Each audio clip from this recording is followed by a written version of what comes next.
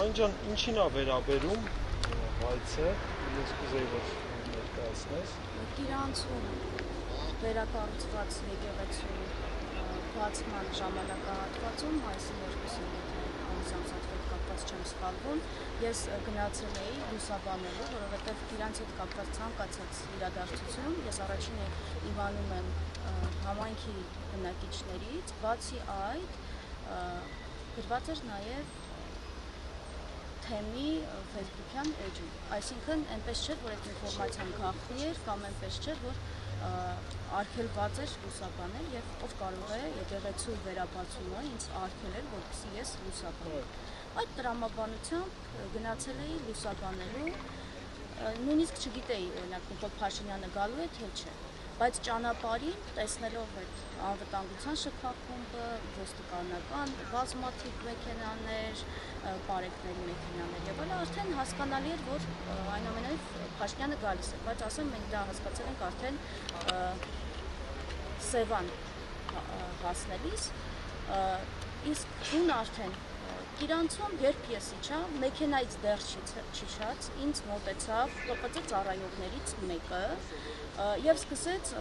ինձ կարգու կանոն թելադրել, ես ուզում եմ, բայց շատ հանգիստ դա էլ ասեմ, այսինքն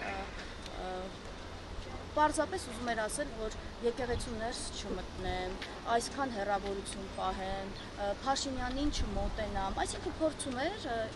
ինձ համար, այսպես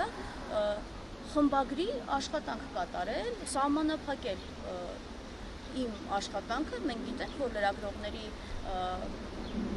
ազատ տեղաշարժը, միտքը եւ այլն անգամ իրենց խմբագրիներն են խուսափում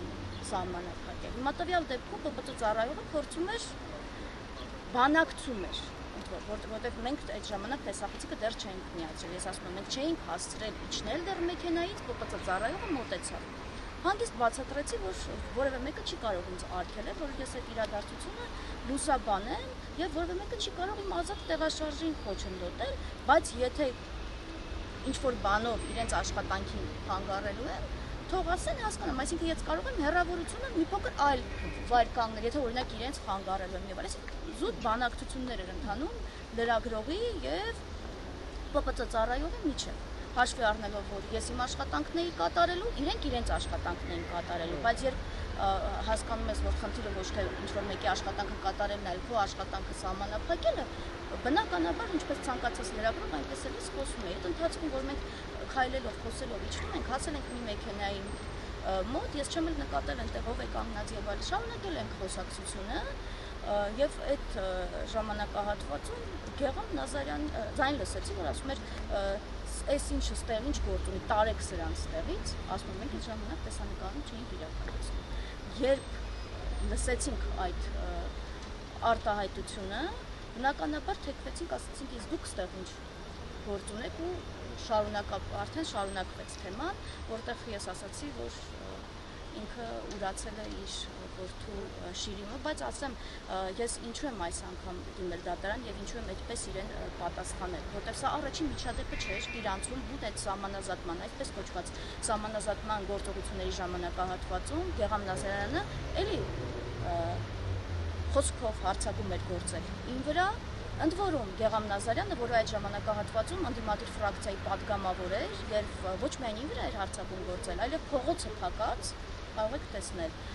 բնակիչների վրա եւ ասում էր ինչ է ուզում եք որ Արցախի օրը ընկնի, հորդորում էր որպեսզի փողոցը բացի։ Ես այդ ժամանակ ուղիղ հեռարձակում էի իրականացնում եւ բնականաբար այդ ամեն ինչը ուղիղ եթերով հեռարձակվել է։ Սա դատավարությունա պատիվն ու արժանապատվությունը վիրավորելու։ Ոչ միայն պատիվն ու արժանապատվությունը որ մասով դուք գտնում ես որ վիրավորվել է, հա, որ դեպքը տեղի ունեցավ, որ կներեք, միայն պատիվ ու արժանապատվություն չի, այստեղ զրպարտություն է, որտեղ ասում են բոլորը գիտեն, որ դու չասեմ իր ասածները, այստեղ անբարոյական է անվանում, ես այդ խոսքի վրա ազդանշան եմ դրել, որպեսզի չլսվի այդ հայախառն արտահայտության։ Վիրավորել է ամեն։ ոչ միայն անբարոյական անվանելով, այլև ասում եմ հայախառն արտահայտությունով։ Ճիշտ է, ես խոսքի վրա ասում եմ ազդանշան եմ դրել, որպեսզի այդ հատվածը, միայն այդ հատվածը չլսվի, բայց նա դա ասել է բազմաթիվ անձանց մոտ, բազմաթիվ ՊՊՏ ծառայողների մոտ, այսինքն 3-ից ավել անձանց մոտ։ Փաստորեն Գեգամ Նազարյանը նաև խոչընդոտել է քո լրագրողական աշխատանքին միջամտել է մի խոսակցությանը, որը ընդհանրապես իրեն չի վերաբերել։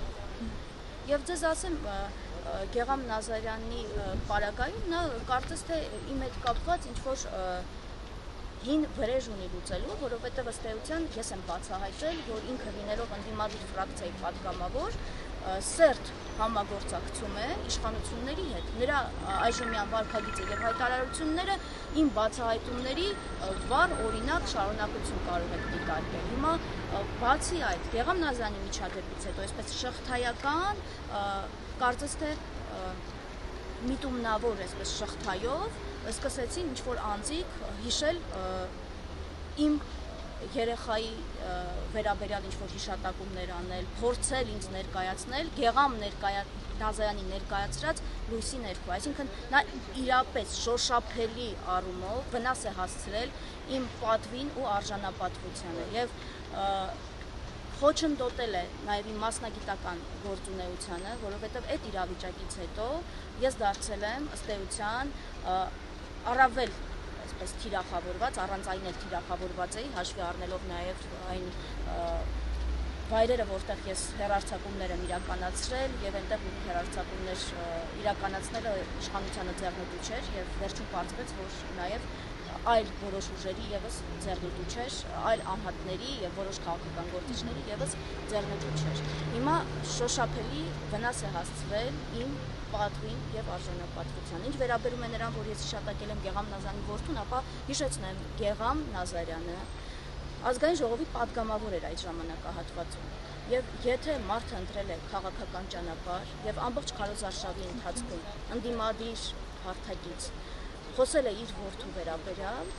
ապա ինքը պիտի պատրաստ լիներ իր կերպարանափոխության ժամանակահատվածում, որ որևէ մեկը կարող է իրեն նաև այդպիսի դիտարկում անել։ Գուցե սուր, գուցե նաև որոշակի առումով էմոցիոնալ, բայց դրան պիտի պատրաստ լիներ, որովհետև եթե դու ինքդ ես պարբերաբար շահարկում, պիտի պատրաստ լինես, որ դիմացինը քեզ կարող է այդ շահարկման մասին նաև հիշեցնել։ Ավելին ասեմ, Գեգամ Նազարյանն ասում էր, որ իմ նմանը իրավունք չունի եկեղեցի մտնել այնտեղ։ Ավելին ասեմ, Գեգամ Նազարյանն ասում էր, որ ինքը օգոստոսի 15-ից հետո ազատ է լինելու, իսկ ես բանտում եմ լինելու։ Հետաքրքիր է այդ ժամանակահատվածում պատգամավոր Գեգամ Նազարյանի այդպիսի ինֆորմացիա որտեղից։ Անի, իսկ դատական հայցով ինչ է պահանջում, ներողություն խնդրի,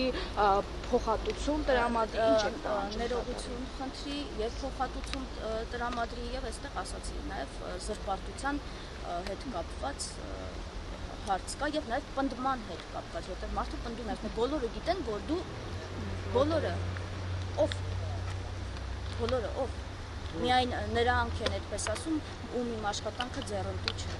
Ընդ որում այնպիսի անձիկ, ովքեր քաղաքականության մեջ են կամ օգտագործվում են քաղաքական ուժերի կողմից։